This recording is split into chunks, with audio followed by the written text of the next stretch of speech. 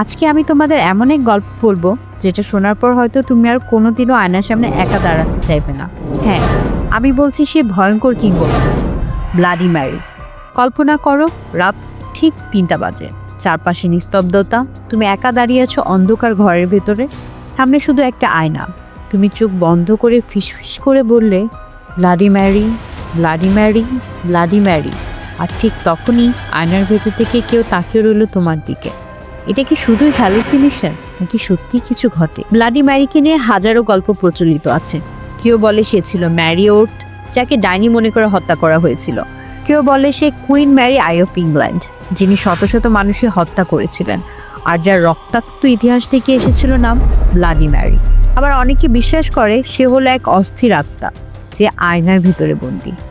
কিংবদন্তি বলে যদি আয়নার সামনে 3বার তার নাম ধরে ডাকো, সে হাজির হয়। কেউ বলে সে তোমার চোখ উপড়ে নিবে, কেউ বলে রক্তে ভিজিয়ে দিবে তোমার মুখ। কিন্তু মজার ব্যাপার হলো, শত শত বছর ধরে মানুষ চেষ্টা করে আসছে আর আজও কেউ প্রমাণ দিতে পায়নি এটা আসল নাকি শুধুই ভয়। অনেক দেশ এখনও কিশোর কিশোরীরা খেলা দেখতে গিয়ে ব্লাডি ম্যারি রিচুয়াল করে। নিয়ম খুব সোজা, একটা অন্ধকার ঘরে ঢুকতে হবে, একটি মাত্র মোমবাতি জ্বালাতে হবে, আয়নার সামনে দাঁড়িয়ে 3বার তার নাম ধরে ডাকতে হবে। কেউ বলে তখন আয়নায় রক্তমাখা এক মহিলা দেখা যায়, কেউ বলে তার চিৎকার শোনা যায়, আবার অনেকে ভয় পেয়ে অজ্ঞান হয়ে যায়। এমনকি অনেকে দাবি করে তাদের সঙ্গে সত্যি সত্যি কিছু অদ্ভুত ঘটনা ঘটেছিল। আমেরিকার শিকাগো শহরে এক কিশোরী অ্যামিলি, সে বন্ধুদের সাথে বাজি ধরে আয়নার সামনে রিচুয়াল করে।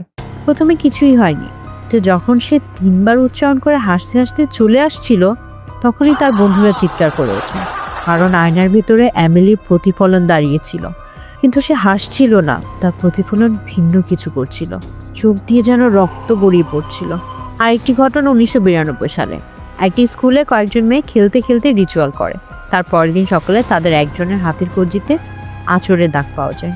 প্রশ্ন হলো, সত্যি কি এটি ব্লাডি ম্যারির কাজ নাকি ভয় থেকে সৃষ্টি হ্যালুসিনেশন?